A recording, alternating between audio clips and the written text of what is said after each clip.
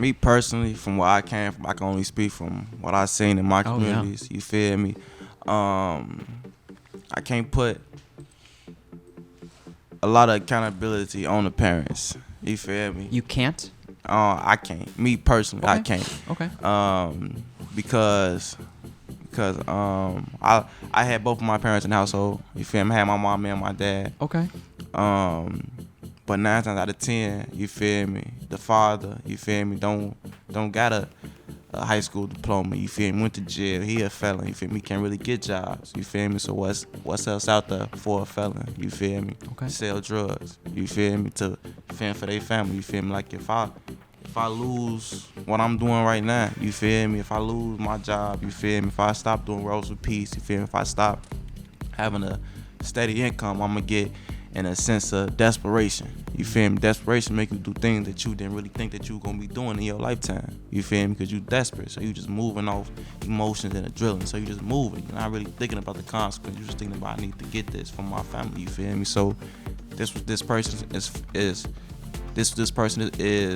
is about to go do. And then my mama, she worked jobs, you feel me? So she was gone most of the day. So it's hard to be a mom. So it's hard to be a mom, Yeah. and it's hard to be a father, you feel me? So it's hard to teach. It's hard to raise your kid when you gotta put food on the table, you gotta pay the bills, and them jobs ain't paying. You feel me? They're not paying too much. So it's like I gotta get 2 jobs. You feel me? I gotta sell more drugs. I gotta do more of this. I gotta do more outside of raising my kids. You feel me? Yeah.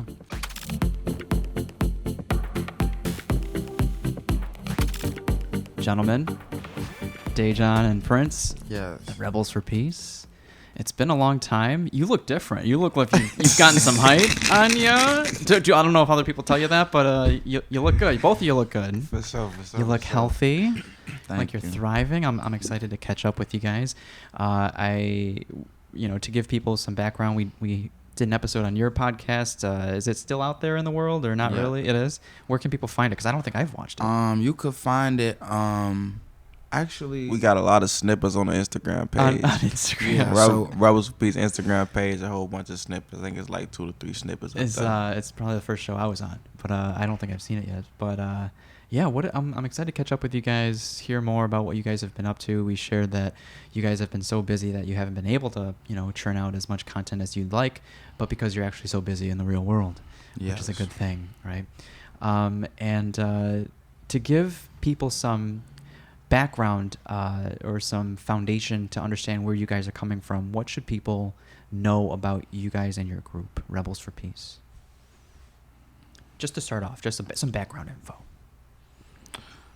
I could just start off and say Rebels for Peace is a youth-led organization that's based in Chicago and primarily focusing on showing the youth in our community the power of the mind and resilience and giving them an opportunity to talk about those things. Like in our community, we don't really have the space to express ourselves or be heard in schools or for the youth. A lot of their demonstrations in there is to have them sit down and follow a certain code of conduct.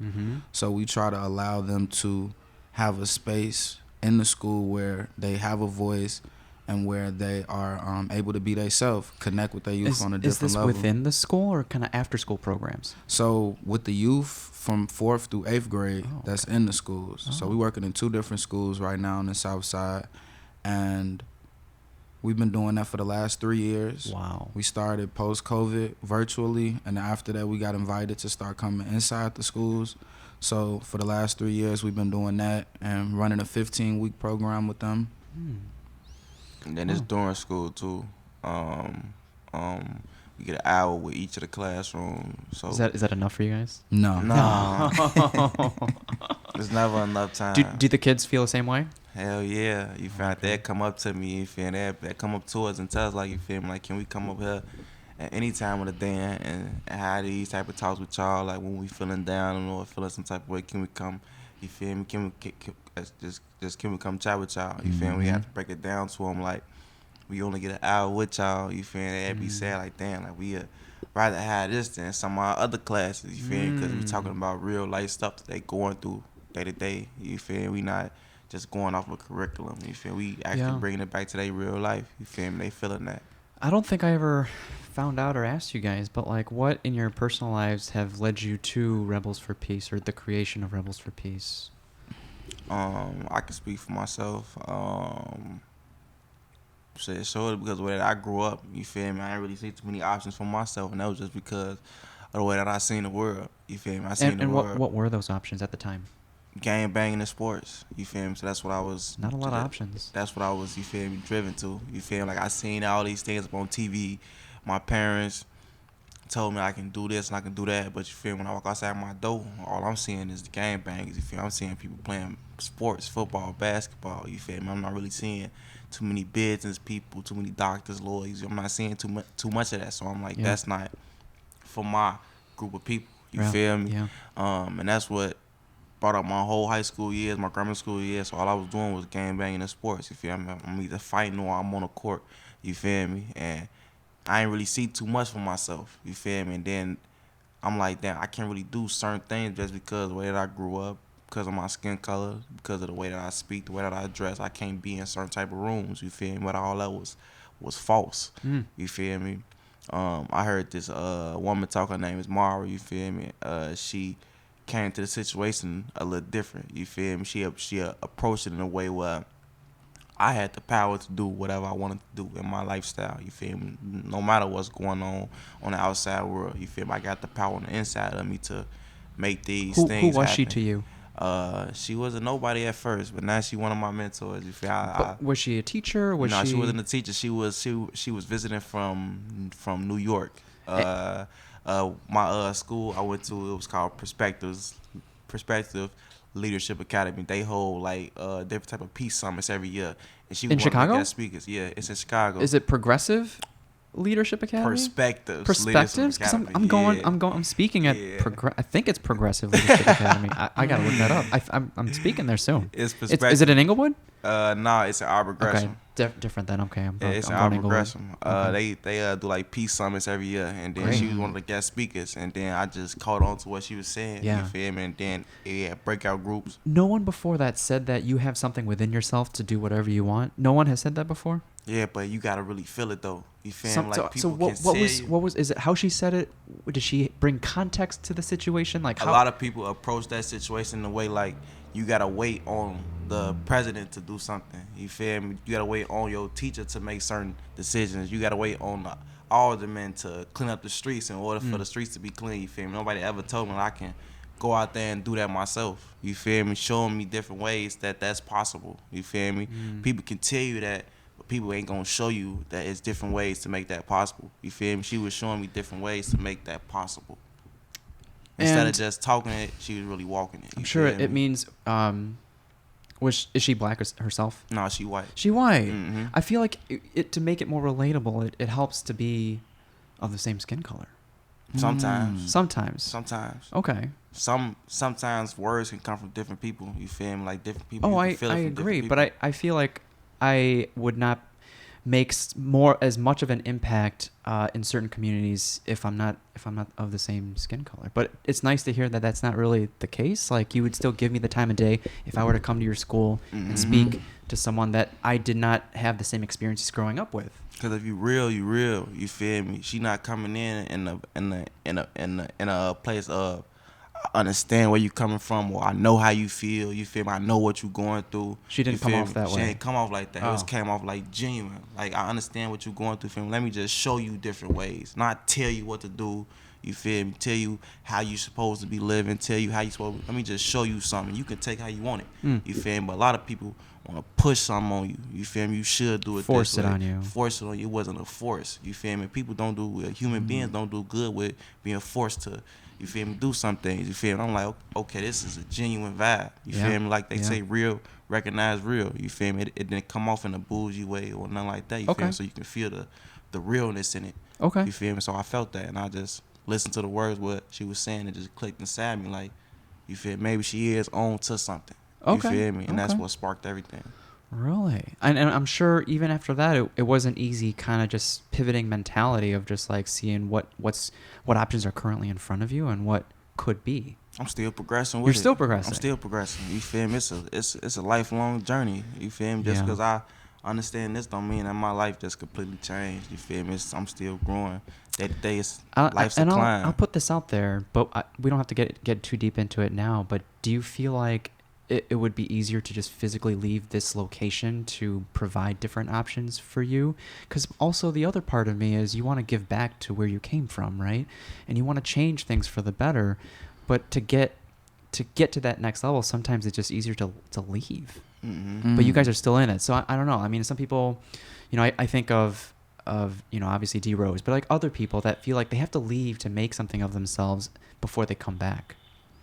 Yeah, we it's crazy you say that because we be always talking about like how we feel like people get more love outside the city that's from Chicago versus than people that's loving on the people that's actually in Chicago. Like you get more love after you get love from Texas or New York or somewhere else. Then everybody here be like, oh, you know what? He from Chicago. And it's like, I've been from Chicago. So, yeah, we feel that all the time. But we don't. You don't let it stop you. Nah, because we not doing it for the. For the cred or anything right, like that. For the fame and for the glory. Like, of course you want to get respected and get certain type of credit for what you did, but not letting that drive you to do the things and the actions that you're making. It's something deeper. It's way deeper than that. At this point, it's really just about being the change that we want to see and acting. So not just sitting talking about a problem, but actually finding solutions. And if we can't find the solutions, similar to like what bro was saying, we create an opportunity for maybe somebody else to find a solution. We could have a room full of people that have different backgrounds and different power levels, from mayors, from teachers, from certain aldermen, from certain people that can hear from people that don't have as much power as they do. And that's the key, guys, is I'm sure you've heard like your network is your net worth. Mm-hmm. And what's tough for a lot of these communities is they don't have the opportunities to sit in the same room of, different levels. Right. And you don't have the opportunities to elevate your network, Mm-hmm. So just by doing that alone is crucial. So what personal experiences have you had that have directed you into this path? For me, I feel like it was like, I guess it was kind of destined for me. I came back from Mississippi. I was down there for 2 years, after I graduated, take care of my granddad till he passed away. And after that, I was doing like demolition, because I've been doing demolition on and off, but I just wasn't feeling like valued. Mm-hmm. So like I like to be valued for my work.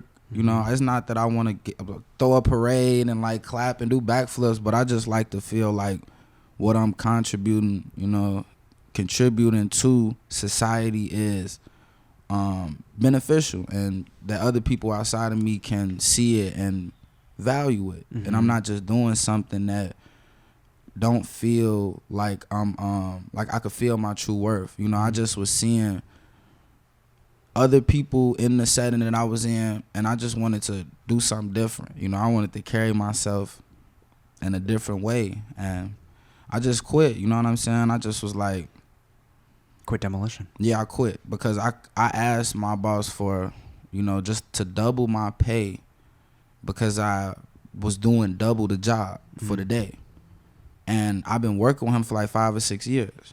You get what I'm saying? So we got a good relationship. It's not like I'm just coming on my first 2 weeks and I'm asking for, I'm asking you to double what I usually get paid, because I get paid by the day.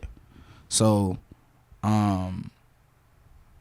he said no. And I'm like, all right, like, is you for real? So after that, I never went back. And I was just trying to find my way. I'm just, thinking like, what am I going to do? Mm.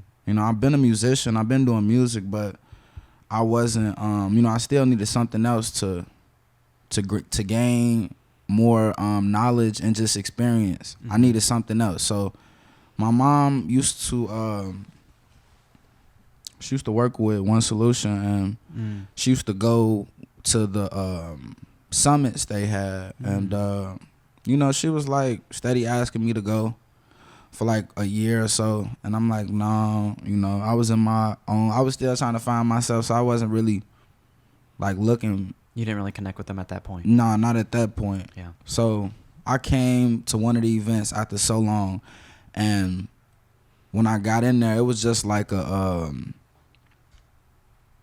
was just like a love pool, basically. You know what I'm saying? It's something that you really don't see as much in the community, just due to it not being an opportunity to have that. You know, we used to have a lot of block club parties. We used to have a lot of community events to where you will always see that type of love, but it's spread it out more now. So, you know, I come into school and I see about like 45, 50 teachers and people from the community, you know. So I'm in there and I'm seeing how people are like really expressing themselves. This is at One Solution? This is at a school on the south side that they were hosting an event in. Okay. So, but this is the event. So, oh, nice. You know, I'm just in there just learning and seeing how vulnerable they created the space to be.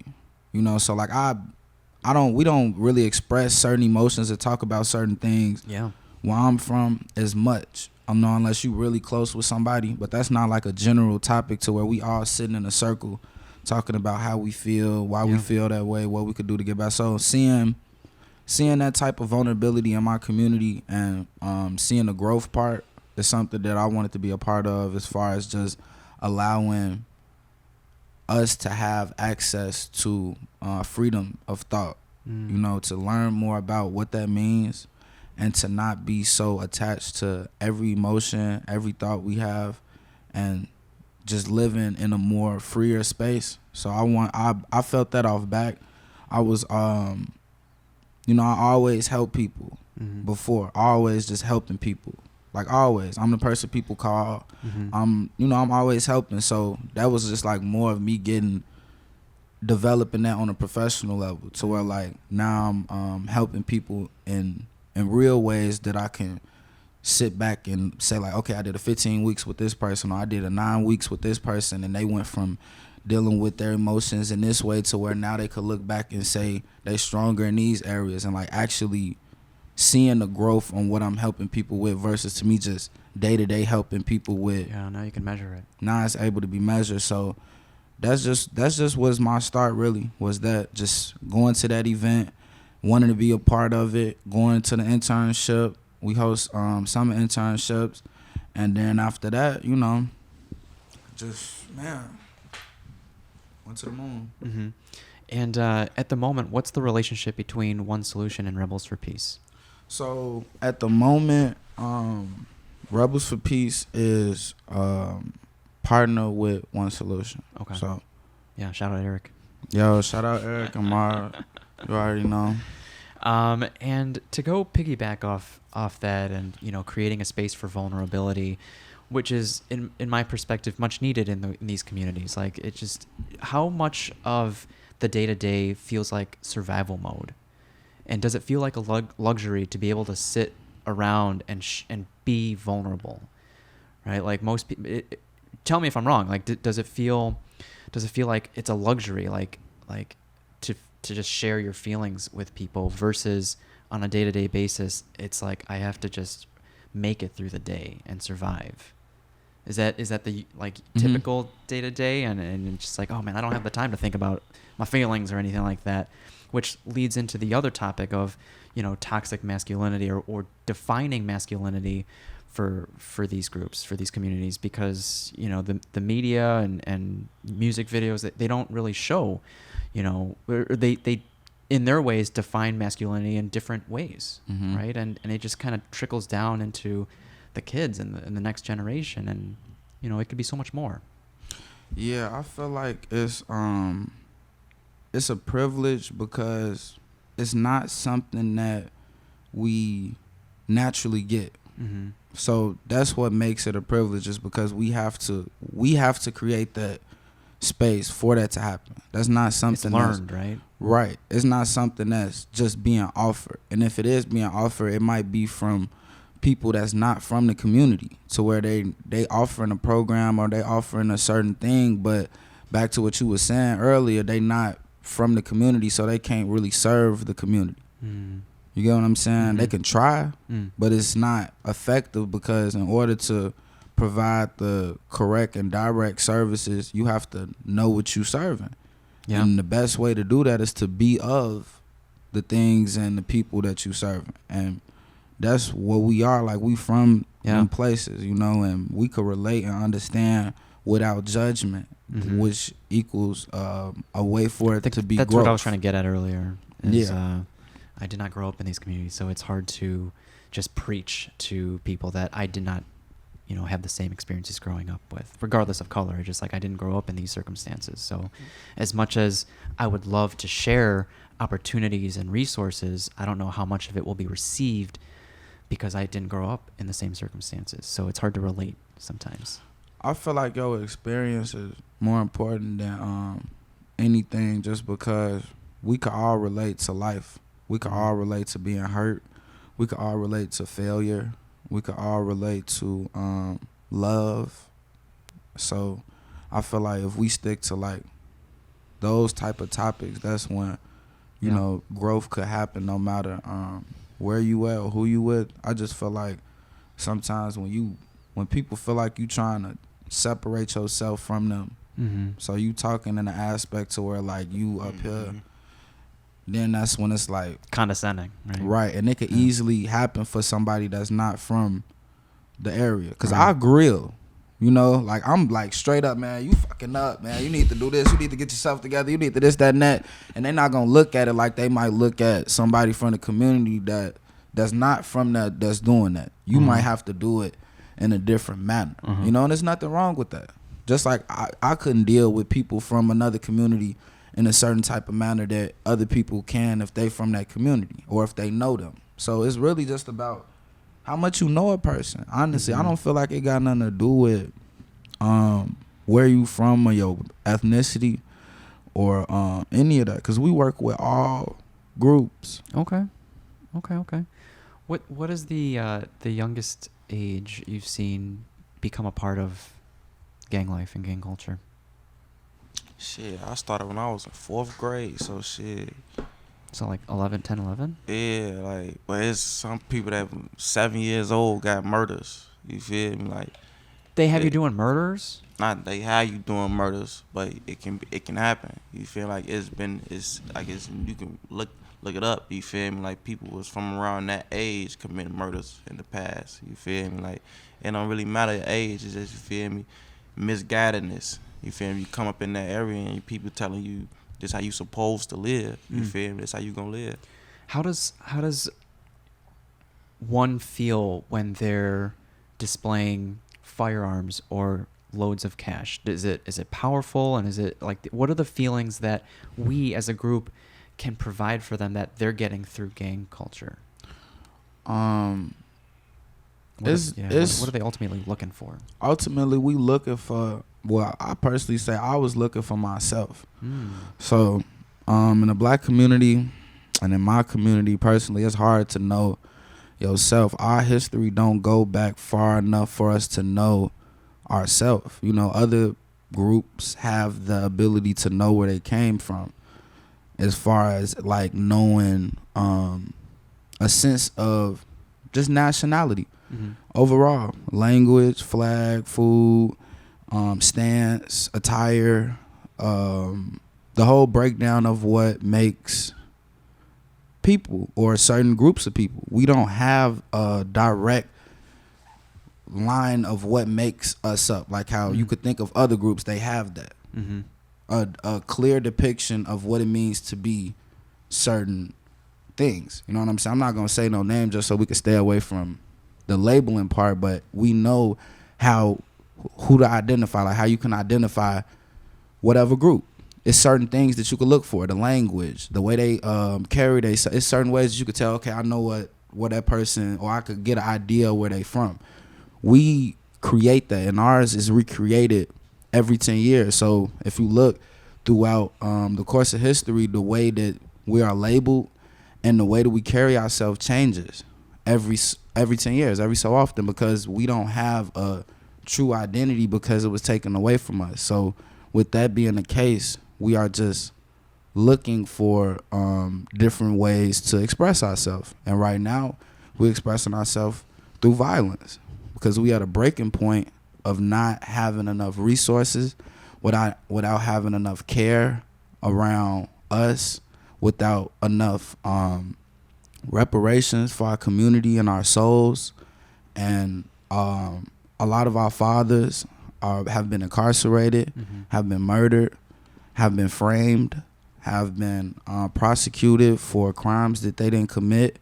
And it put our group in an unfortunate situation. And on top of that, we the smallest group in America. So we don't have the numbers like how other groups have to be able to make mistakes or to be able to do certain things. So that's why with our group, everything seems so like blown out of proportion because it's not that many of us. So of course it's a big deal with all of the kids that's not graduating or that's getting murdered or that's being incarcerated because we're a small group. But other groups do just as much crime and just as much damage to society as we do.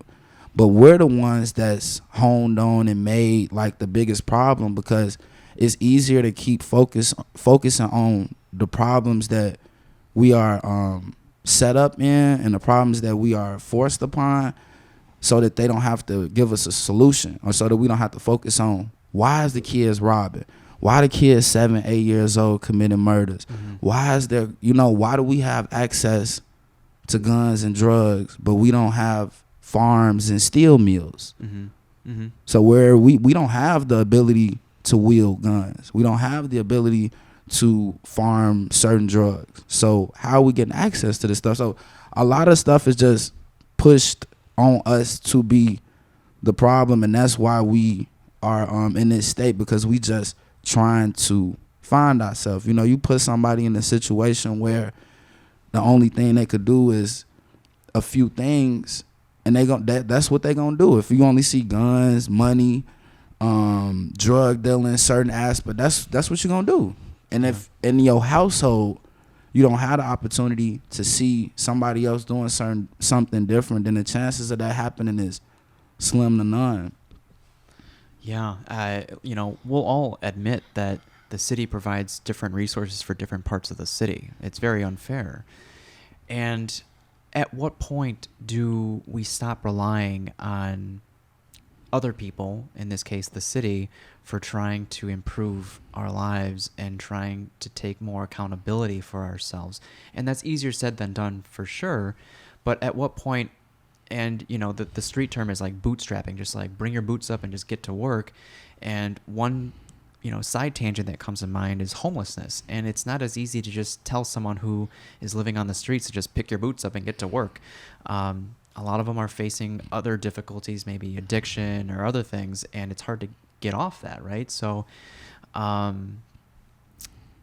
what's your perspective on how much the actual household should be accountable versus waiting for someone like the city or the mayor to just get not just handouts but just provide resources? Because I just feel like we're going to be holding our breath for things like that to happen, unfortunately. Right? So how much accountability should be placed on the individual family household or the individual? What you think, bro? I feel like, me personally, from where I came from, I can only speak from what I've seen in my communities. You feel me? I can't put a lot of accountability on the parents. You feel me? You can't? I can't. Me personally, okay. I can't. Okay. Because I had both of my parents in the household. You feel me? I had my mom and my dad. Okay. But 9 times out of 10, you feel me, the father, you feel me, don't got a high school diploma. You feel me? Went to jail. He a felon. You feel me? He can't really get jobs. You feel me? So what's else out there for a felon? You feel me? Okay. Sell drugs. You feel me? To fend for their family. You feel me? Like if I lose what I'm doing right now, you feel me? If I lose my job, you feel me? If I stop doing Rose with Peace, you feel me? If I stop having a steady income, I'm going to get in a sense of desperation. You feel me? Desperation make you do things that you didn't really think that you were gonna be doing in your lifetime. You feel me? Because you desperate, so you just moving off emotions and adrenaline. So you just moving. You're not really thinking about the consequence. You just thinking about, I need to get this from my family. You feel me? So this person is about to go do. And then my mama, she worked jobs. You feel me? So she was gone most of the day. So it's hard to be a mom. So it's hard to be a mom, Yeah. and it's hard to be a father. You feel me? So it's hard to teach. It's hard to raise your kid when you gotta put food on the table. You gotta pay the bills, and them jobs ain't paying. You feel me? They're not paying too much. So it's like I gotta get 2 jobs. You feel me? I gotta sell more drugs. I gotta do more of this. I gotta do more outside of raising my kids. You feel me? Yeah. And I feel that's a system thing. That's nothing to do with the parents. You feel me? The parents is doing the best they can do. People, human beings, is doing the best that they can do. You feel me? The system is just set up for it to be like that. You feel me? So I can say the parents got some accountability, but I can't put all of it on them because they were just doing the best that they can do. You feel me? I understand what my mom was going through. You feel me? She was a struggling parent. You feel me? Then when my pops went to jail, it was just my mama. Wait, did you always have this perspective? No, I ain't always had this perspective. You feel me? I did more reading. I watched videos. You feel me? Had my thinking. You feel me? Back then, I just thought that, you feel me? My mom was working the job. You feel me? I got some shoes every now and then. I didn't really think that, you feel me? Like, it went this deep. You feel me? I just thought that if my mom would have went to school and did this and did that, you feel me? My life would have been better. You feel me? I'm like, damn, like, but it ain't always that. It ain't always like that. You were playing though. the blame game before? I was playing the blame game before. Okay. You feel me? Now I'm older. I did more. I had my learning. You feel me? And I can see, like, man, there's more things that played into my mama being like this. There's more things that played into my pops being like this in order for them not to, you feel me, fully be in my life. You feel me? And I understood that. You feel me? So that's why I say I can't put too much accountability up on the parents, you feel me? Because it's a system that's put in place for them to be like this. You feel me? You put a whole bunch of people in. Unfortunately, it feels like a generational thing Yeah. in the sense that these issues might stop at your generation because you have kind of you've elevated in a way, right? And you're passing that knowledge to other youth as well. But unfortunately, it's generational. Yeah. Right? And the system is set up for us to fail. System is set up for it. You feel me? The system is doing what it's supposed to do. It's duty. Because a lot of the comments that I read when, on these post headlines of like, teens that are carjacking or catalytic converters being stolen or people being held up at like broad daylight, Amazon packages being stolen, and the comments are like, where are these parents? Where are these kids' parents? Where? Hey, working, gang. So it's not always a broken home. It could be mom and dad are still around, but they're just they're hustling left and right that they don't have the time to be a mom and dad. Mm-hmm. Right. And there are other groups besides Rebels for Peace that are trying to change the narrative and change Most the definitely. system and things like that. But what else what else are these kids looking for? What do they want to feel? Bottom line, I want to feel love. Yeah, and it's unfortunate that family comes in many forms, whether it's friends or family, but depending on who is the closest around you, you feel some love maybe from this person, even though they're gang affiliated, and you're like, okay, I'm just gonna gravitate towards that. Just want love. We just want to be appreciated. We want to feel connected to something, and we want to grow. So, if certain situations offering you that might not be the best or might not be positive, you are still partake in it just because of the situation that you in. Yeah. A lot of us not making the decision that we will naturally make.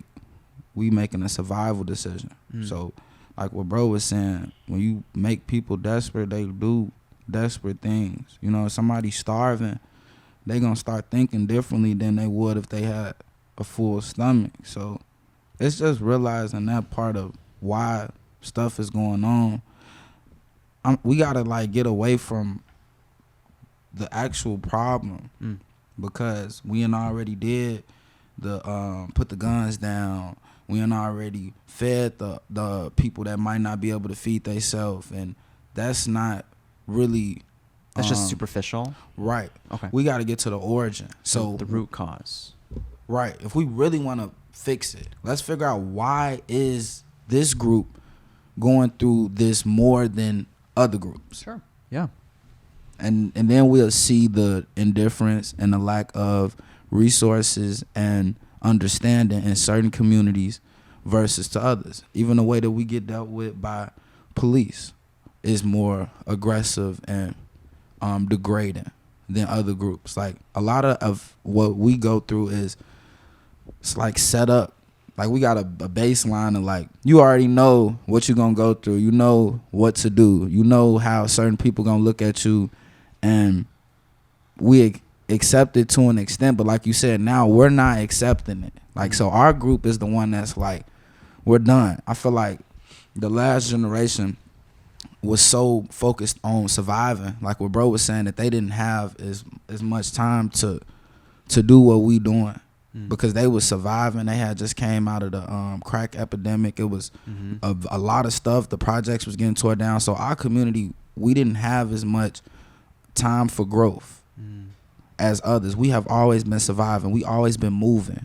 From the Great Migration, when my grandfather, my grandmother them came up here from Jackson, Mississippi, we've always been moving and working. We've never really had time to set up shop and get plant roots established. Yeah.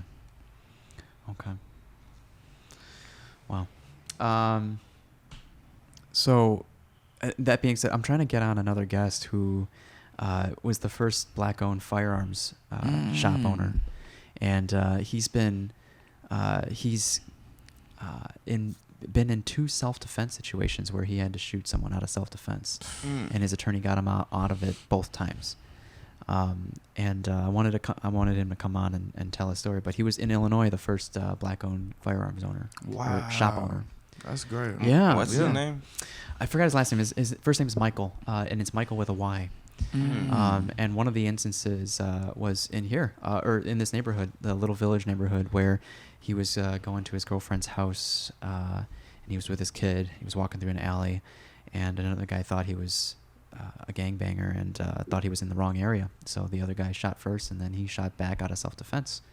Damn. But me being a recent concealed carry license owner, you learn things like this is your last resort. You never want to shoot someone unless your life is on the line. But once you do shoot someone, you are now facing a lot of issues with the law. And just because you're a concealed carry license holder doesn't mean you're automatically a good guy. And we are taught to actually not say anything. You just call 911, ask for police in an ambulance, and hang up the phone. And say that you will comply when they arrive, when the cops arrive and they question you, you'll comply, but you need an attorney there. Because anything you say and how you say it, especially in person or on the phone, it's all recorded. That can be used to incriminate you. And so it's not like you're a bad guy, but you're going to be facing some issues because you shot someone. It doesn't mean you're automatically a good guy because you carry this concealed carry license. You got to prove you're right. You got to prove you're right? And yeah, his attorney got him off twice. And so yeah, I hope to have him on and to have him share. It's one thing to hear a story about self-defense shootings, but I think it's extra special because he's black. And I don't know. I mean, I'm sure there are. And when I took the class myself, I was in a room full of all types of people: black, white, Asian, all age ranges from 20s to 30s to even 60s, 70s year old. So, you hear stories like people being carjacked and things like that. And it's, you worry for the kids or whoever's doing the carjacking for them to be met with someone who is carrying now.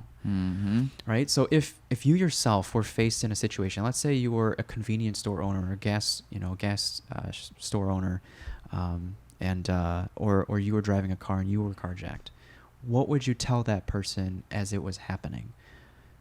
Would you try to provide options like, hey, you don't need to do this? Would you give up your car? Like, what would you guys do? I ain't even gonna lie. You feel me? Like, if somebody got a gun in my head, you feel me? Like get out your car and go out the band.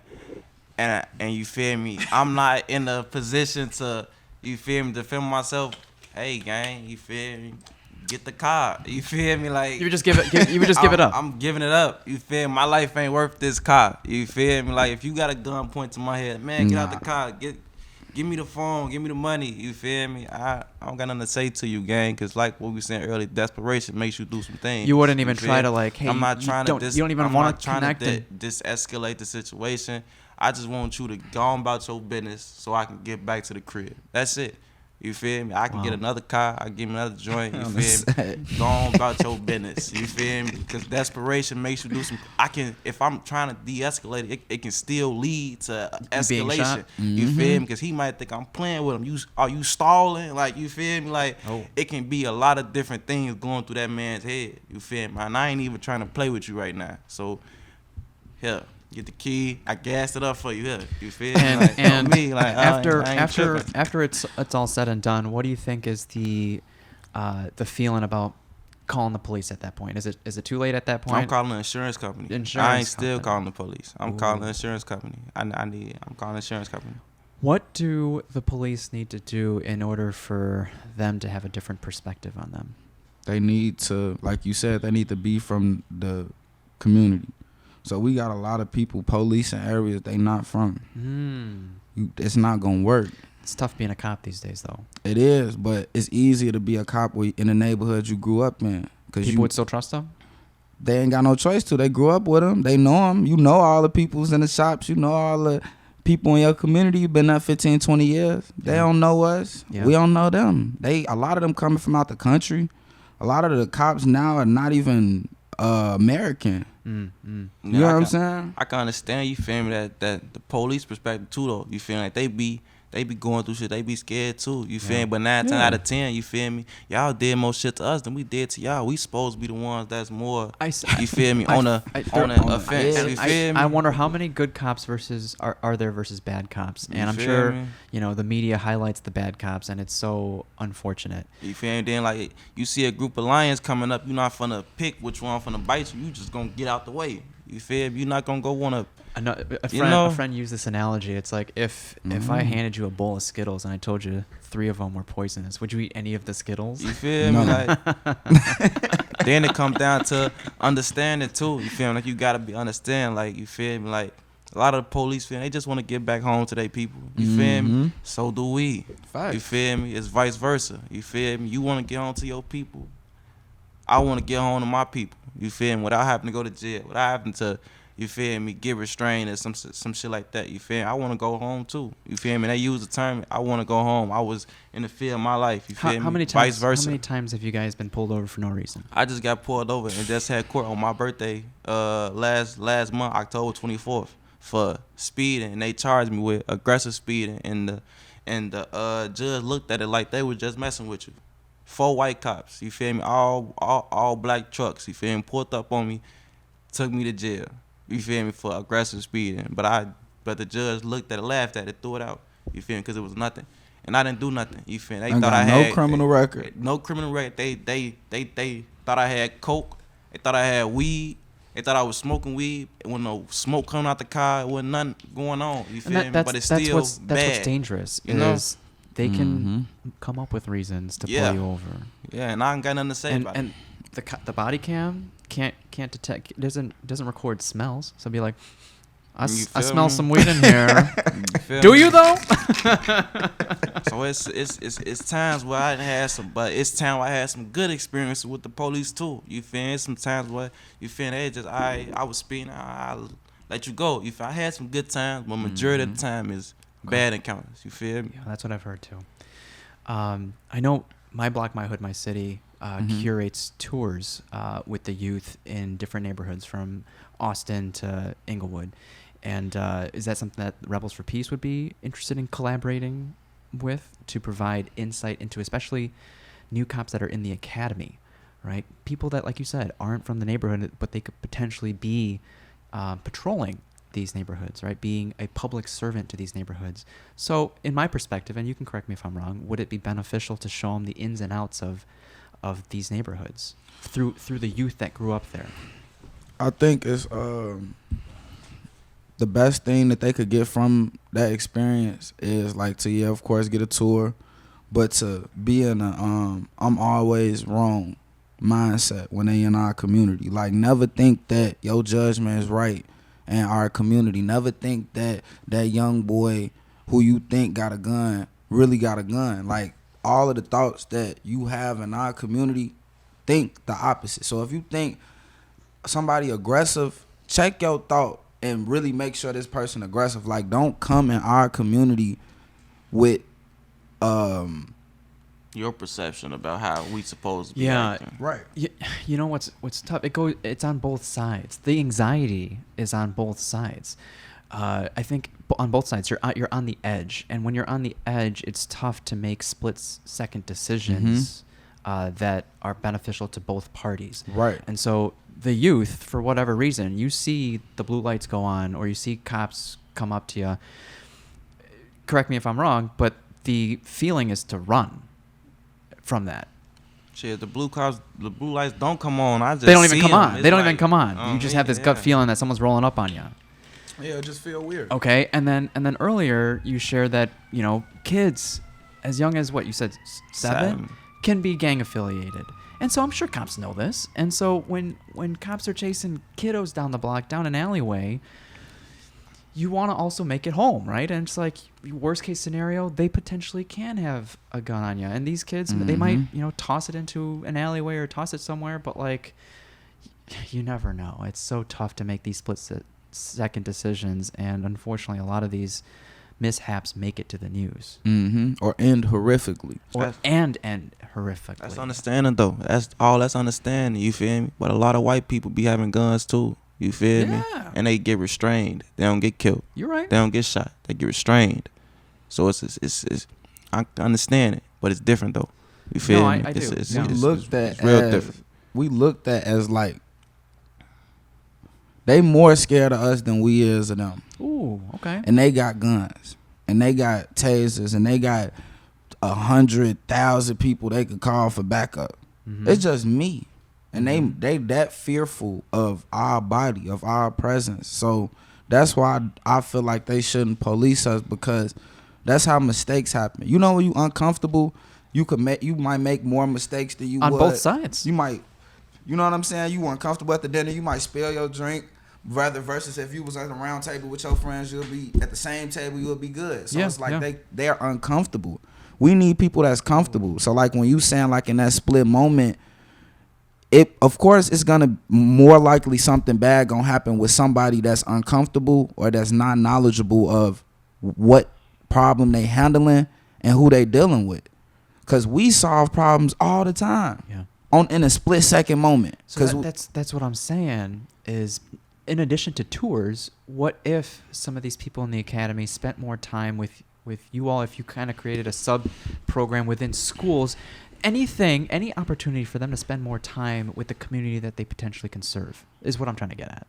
It doesn't have to be a tour. It could be, understand that. Just spend more time with the community that you're serving. It's not just about policing, it's being a public servant. I can understand it. Showing face, you know, just serving your community. Just that's all it is, you know? And I think that comes from, like you said, any opportunity you can find to build comfort with each other, to show that it's not always bad. Like, you feel me? Not always patrolling, but actually getting into the community, doing some other shit. You feel me? You don't always got to be on patrol 24/7. You feel me? Step out the car, play football, or you feel me? Do some connecting. You feel me? Then you will get a different perspective when you chasing that little boy down the street. You feel me? You will get a different perspective. What are some, you know, because I'm tired of waiting for the city to provide resources for these underserved communities, but what can people or businesses do to invigorate these communities? There's a one place, the winery. There's a Bronzeville winery that I still have yet to visit, that I really want to visit. And down the block from HQ, we visited Virtue recently, and you know, a lot of business owners are reluctant to come into neighborhoods that are high crime, right? But like, what has to come first? Is it banks? Is it businesses? Is it restaurants? Where does change begin, I guess? How do we reinfuse commerce and opportunity into some of these neighborhoods if the city won't, right?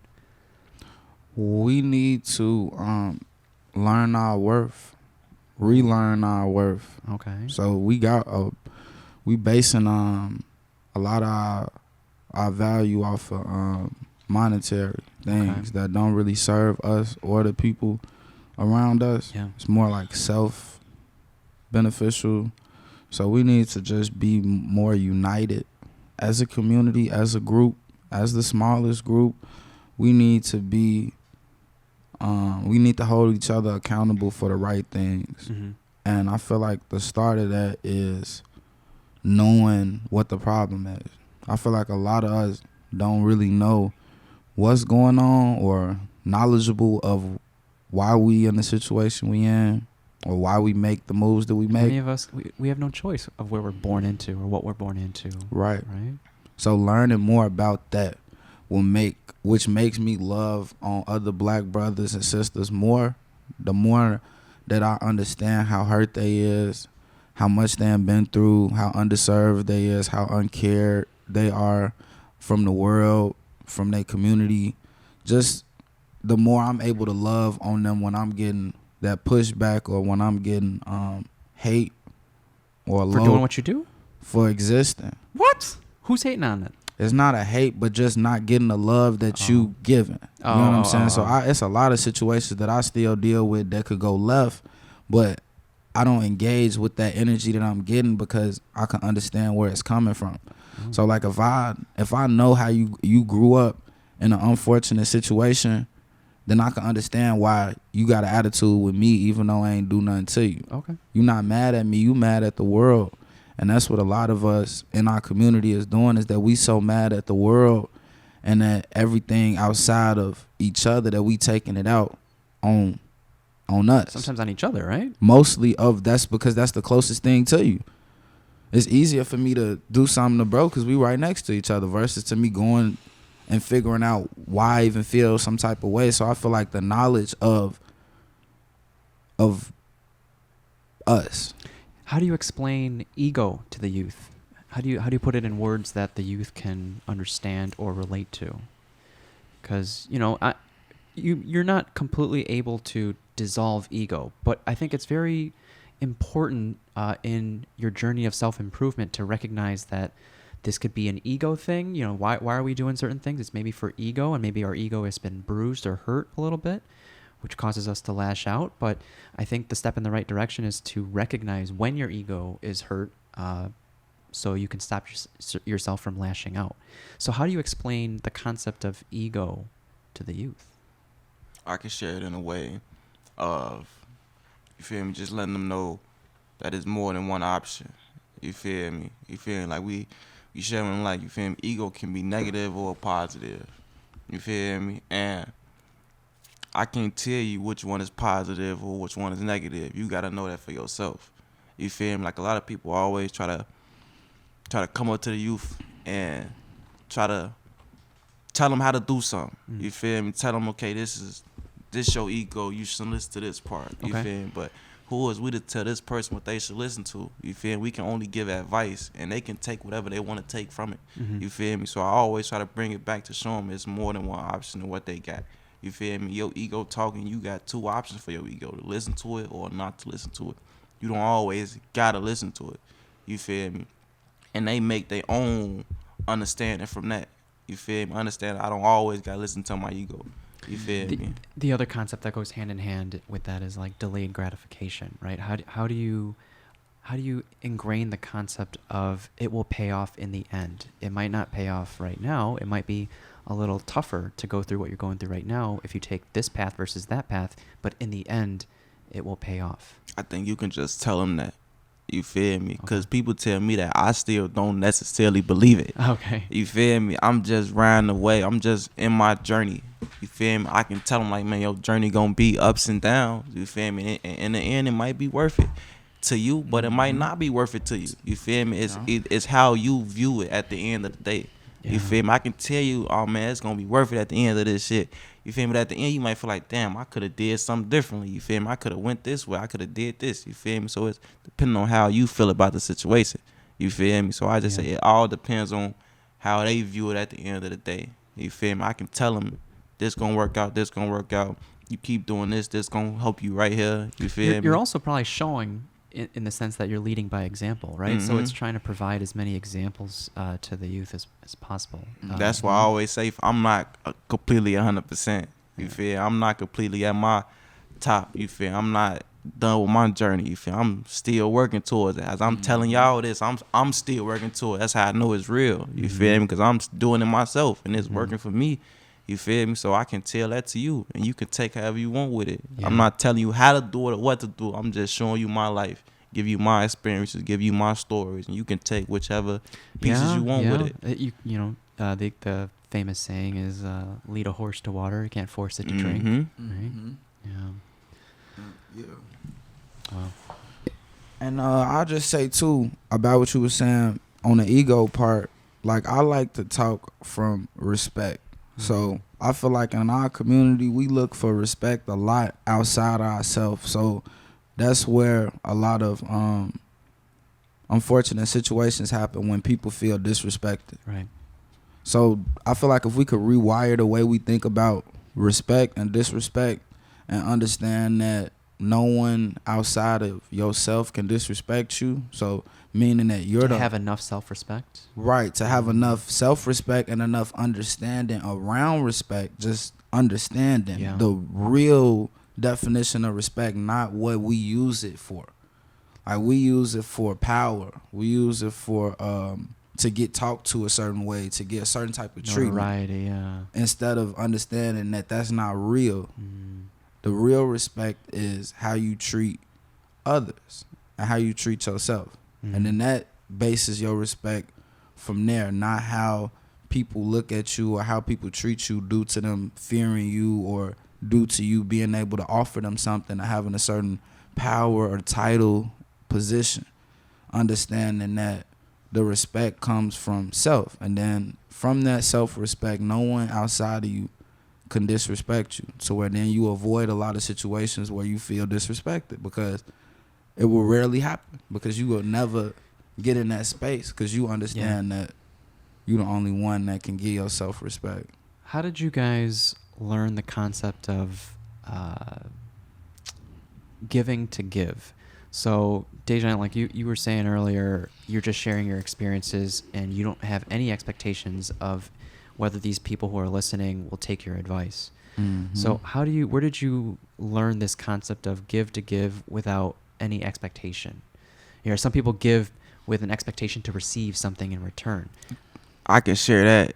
It's like I said, I share my own experiences. You feel me? And I think there were people that. But you don't expect anything to happen. But I did. Oh, you did. You did at a point. That's why I stopped. You feel me? I did expect other people to, you feel me, and I can share experience, you feel me, like with my homies, you feel me, and shit, my brothers and my sisters, you feel me, like the work that I do, I try to talk to them and tell them, like, you feel me, get them when I'm talking with the kids, you feel me, sometimes it click, sometimes it don't click, you feel me, then when they get into trouble, I blame myself, you feel me, like, what didn't I do to stop this, you feel me, what I could have did differently to stop this from happening, you feel me, like, my expectations wasn't met, so now I'm down, like, damn, I ain't do what I was supposed to do, you feel me, and to stop myself from being down, to let myself know, like, I did everything that I know I could have did, you feel me, but I can't put expectation on a human being, because human beings change, they evolve, they grow, they tricky, they different, you feel me, so I can't put no expectation on. I can just speak my truth and allow you to take what you can and not take what you don't want to take, you feel me, so I don't have no expectation for how the end thing is. I just know I'm speaking my truth, and you can either take it or you don't gotta take it, you feel me, and that's just how I live my life. You feel me? Now I live my life. So when people come up to me like, oh man, folks just went to jail. I was just talking to folks yesterday, man. I told them don't do that, man. What I should have did this. I should have did that. You feel me? But to stop me from letting that own me, you feel me? I tell them I did everything I can. Goes back to accountability. You feel me? I did everything I can. This person just didn't see it yet. You feel this person is too stuck in their own reality. You feel that desperation. You feel me? I can tell these people anything. Like, y'all got to do that. But if they still broke, they still hungry, they still. And when we say broke, it's a mentality thing. right? It's not broke doesn't just mean money. It's just like it's Most of the time in my community, it means money. You it means feel money, me? but what you guys are doing is you're switching the mentality from the scarcity broke mindset to the abundant mindset, where you're developing self-respect for like and self-improvement, and that you can become anything you want to become. That's what I mean by, you know, the rich mindset versus the broke mindset. Hell yeah, but like Okay. you said earlier, that's better, It- it- easier it- said than done. It doesn't help when they're financially broke either. It don't I help. know, You feel? 'Cause I know. it'll come off like you on a higher level than me, or it'll just be misinterpreted just because of the mindset that they in. You feel me? So it won't come off right, and I can't fault myself from that. Yeah. I just gotta that they just didn't see it. You feel me? I did what I can. They just ain't see it. That's why I don't really have expectations for when I speak to people. You Sure. feel me? I feel like y'all gonna do what y'all want to do with it regardless. So let me not even make expectations. You feel me? I just hope for the better. You Yeah. feel me? I Yeah. hope for the better. Yeah. But I'm not gonna be mad if it don't happen. Yeah, no, that's great. What were your experiences through the Black Lives Matter movement a few years ago? My experiences was just a lot of anger. Just being angry. I feel like really that was I was so just angry. Angry At myself, angry at society, and I just felt like like it feels like we didn't make any improvement. I feel like we have made improvement. We're improving every day. I'm not gonna take away Yeah. the improvement, but I just really think that I'm not saying that nothing that happened then wasn't, you know, tragic or anything, but I'm just saying we've been going through stuff we've been going through police brutality and neglect and abuse from power officials forever. So I just didn't understand why it was so important at that time until now, Okay. which was like, okay, it was COVID. So COVID put a lot of people in a position to look at what's going on in the black community or in the black life. In what way? In a way of like people having less time to live their great lives, to live their best lives that they live, because a lot of stuff was shut down and postponed to where people was forced to look at what we go through on the regular versus to how maybe now it could be more washed down and watered down because of access to things are opening back up, airplanes, traveling, basically just the world is back running. So now it's not as important as it was then. You get what I'm saying? Because we still going through the same problems. Black people, black men still being murdered. Stuff is still happening. Nothing changed. The only thing that changed is the world is back moving fast. So now people back living their best life, and we're not prioritized no more. And it's not as lucrative as it was at that time. I feel like that was a good business thing for people to be involved in and care about at that time. Lots of black-owned businesses Versus- booming after that. And also other ethnicity-owned businesses that attached themselves to that at that point, but didn't before that. So like now that it's Black Lives Matter, let's sponsor and jump in and care because it's good for what we doing. But are we doing that now, and do we still care about their community now that it's not as lucrative to whatever it is that they are involved in? So no. So it's just me. I really just realized that, we have to care about ourselves. You know what I'm saying? And I felt like a lot of why I was angry at myself is because I'm always looking for other groups or the groups that we blame most of our problems on to solve the problems. Yeah. Or to do something different. So that's a lot of why I was mad at myself, is because it's like, after so many generations, why am I still thinking that they are going to change something, or that they're going to be easy or make a way for, or resources or better policing or better, like, why do I still think that that's gonna happen? That's why I was angry at myself, because it's like I'm steady just thinking like, oh, it's gonna change, but it's not gonna change unless we change it. So, and that's what's tough. I think we started the conversation with this concept of accountability, and it starts with self-love and a concept, or understanding the concept of respect for others, respect for yourself, and having the understanding that no one's going to care about your life as much as you do. No one's going to come in and fix anything. I'm not going to hold my breath for anyone to come fix that. And I say that from a place of, privilege, and I didn't grow up in an underserved community. And I can't imagine, it is a privilege to be able to think like that. But I think that is the key to kind of unlocking that next level mentality. Unfortunately, it's hard. I can't experience what it's like to be in survival mode every day, and not have the time to think about self-love and self-respect and things like that. Right. That's a blessing to be able to live in that space. And there's nothing wrong with that. Like, I respect people that understand the blessings that they have. We could call it privileges, but it's blessings. It's a blessing to be able to have the opportunity to think about ideas, or who you want to be, or what school you going to, or what trade you going, or just thinking instead of like surviving and being in the space of not having no bandwidth in your brain to make productive and positive decisions, because you always scrambling. And that's what a lot of the understanding of the mind has done for me, which is just allowing me to understand all of my value comes from inside. No matter how much materialistic things I acquire or how far I upgrade myself in a physical plane, everything that makes my value and that is my higher essence, and everything that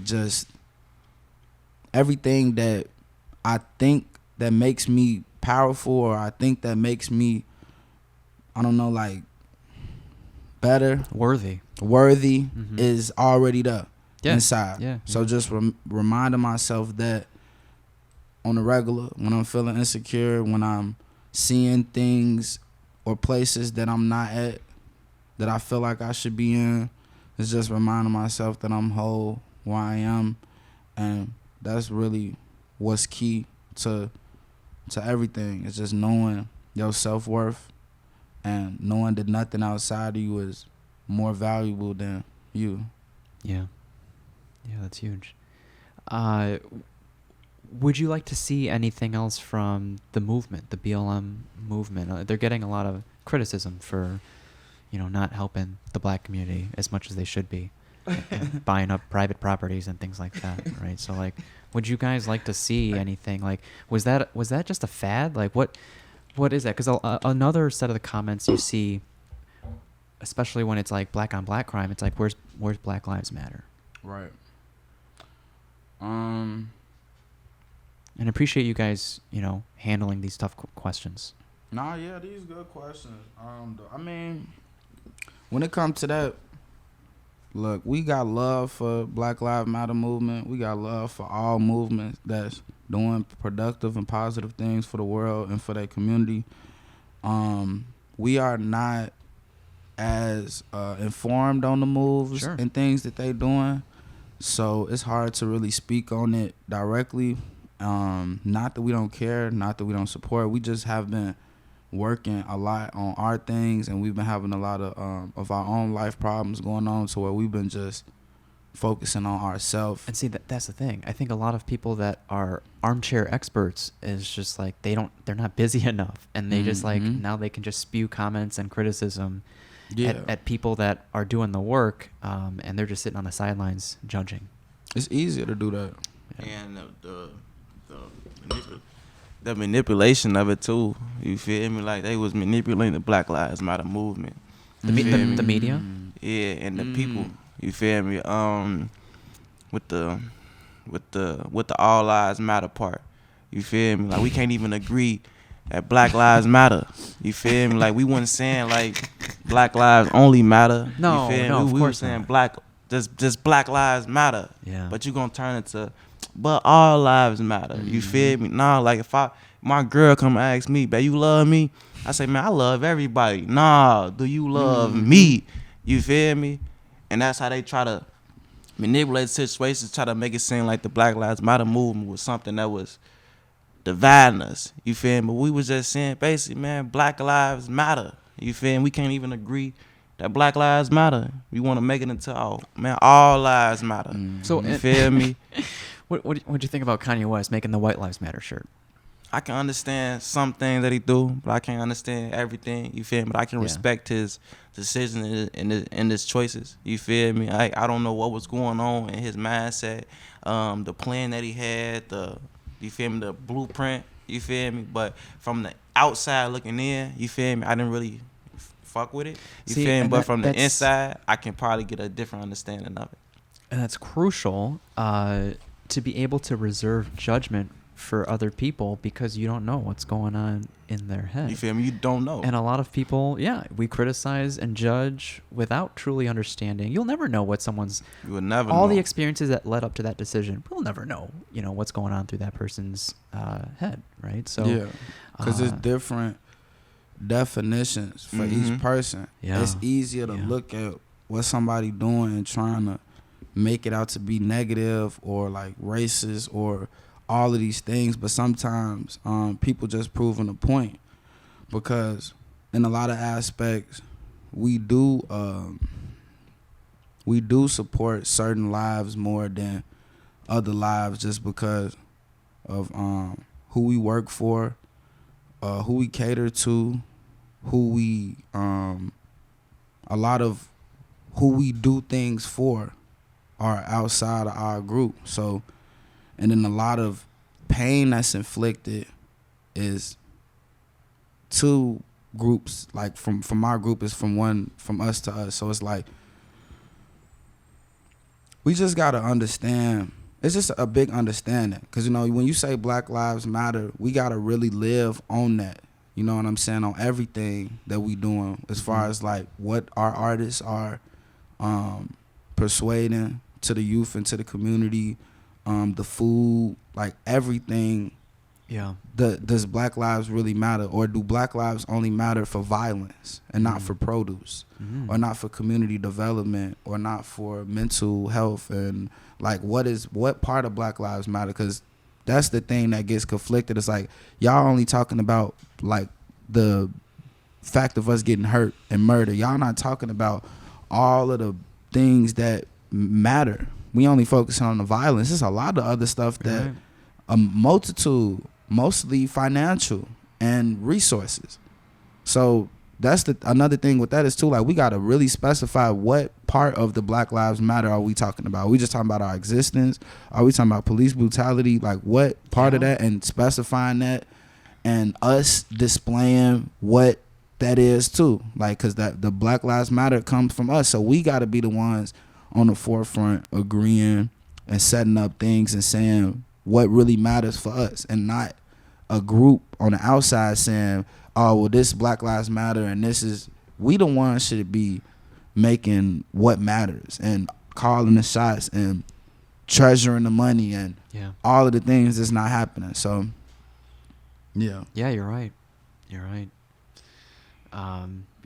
In many senses. I know there's her name escapes me at the moment, but she's highlighting the redlining that went on in the city, and how certain homes in the south side just get auctioned off for pennies, dollars, compared to what they should be worth. So I don't know, there's a lot to it, and you're right, it's not just about violence, it's so much more. I mean, the concept of the south and west sides being food deserts, right? Like how far does someone in the south side have to travel for proper nutrition and proper groceries? Way outside. Right? And that concept, how many families understand the concept of proper nutrition, right? Financial literacy. How many banks are there in the south and west sides? That's offering versus how many currency exchanges? How many people are just using payday loans with insane amounts of interest rates, versus using banks to get loans to get mortgages, things that'll pay you back eventually. So yeah, it's generational, unfortunately. But I'm glad you guys are onto something great. And it truly starts with the individual. And you guys are so busy that you don't really have time to worry about anything else. I understand, and there's a great quote. I'm not going to read it right now by, I believe, Roosevelt, but it's about the man in the arena. And it's easy for people on the outside of the arena to judge the people that are within the arena, but they'll never know what you're going through because they're on the outside, you're on the inside. Okay.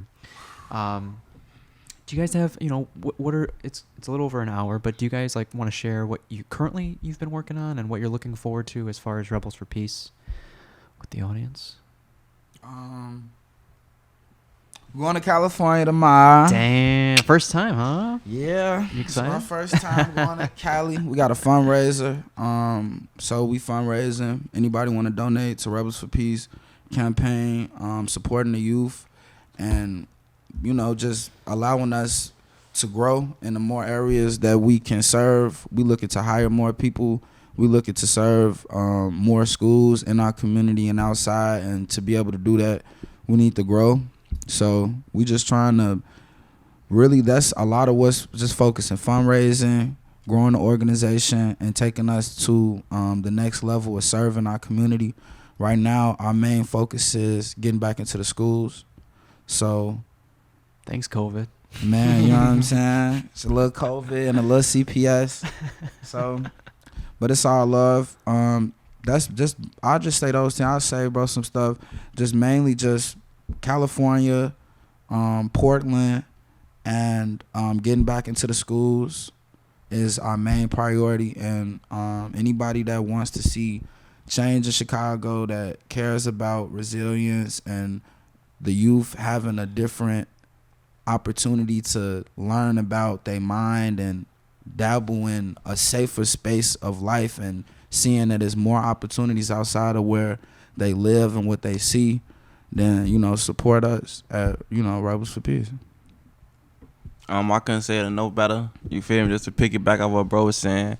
We do internships for the summer for 6 weeks, and right now we trying to expand that. You feel me? Because we know and see that. You feel me? What positions? Weeks. What kind of interns are you looking for? Depending on which summer that we doing. You feel me? We did different type of internships. Mentors, or what kind of internships? Leadership internships, to grow the leadership mentality. We did creative internship where we focus on helping them grow their creative abilities as far as drawing, photography, stuff like that.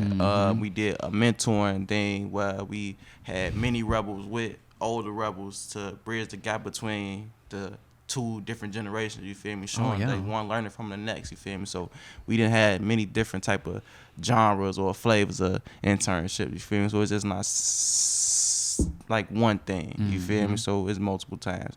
But we trying to expand that to do something for the whole year, you feel me? More time with them, that builds the better relationship, you feel me? And then once that happens, then we can probably, Prince was saying earlier, build our team, you feel me? Have them come on and, you feel me, share what they didn't learn to the youth, you feel me? Just to pass that knowledge on, you feel me? We don't want them to just hold it for themselves, but when you feel better, you do better. So when you get some positive knowledge and it's feeling good inside of you, pass that to the younger generation, just help them get that platform. So we're working inside with the school, so we want to bring different people in there to talk to the kids, you feel me? Show them man, this helped me. What has helped you? You feel me? In what ways has that helped you? In what ways do you think that can help the younger generation? You feel me? Asking those type of questions. So that's what we on to right now, and traveling. You feel me? Getting everything together. We going to Portland too. We did some work out there with the juvenile system, so we going out there to work with them again. So that should be dope.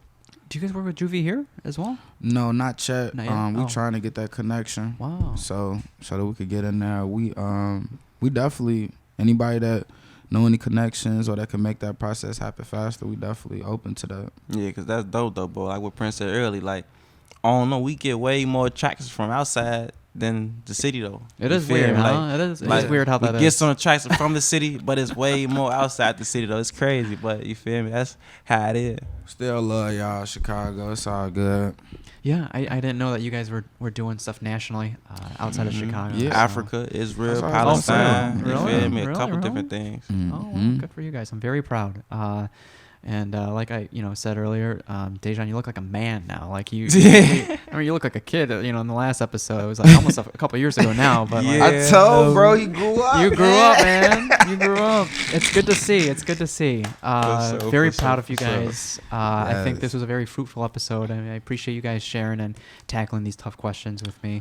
Yeah. It's it's a lot of people want to understand and want to help out, but they don't know how.